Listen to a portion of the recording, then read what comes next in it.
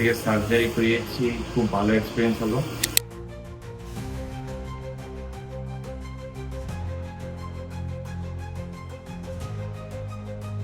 এখানে ডাক্তাররা সবাই, অল স্টাফ খুব ভেরি গুড, খুব ভালো ব্যবহার, ওনাদের ডাক্তার ব্যবহার খুব ভালো। কোনো পেন হয়েছিল না, স্যার? কোনো এরকম পেন টেন এসব আমার মনে হয়নি যে আমি সার্জারি করছি। 2 দিন খুব এনজয় করে সার্জারি করেছি, ওটিতে কোনো অসুবিধা হয়নি।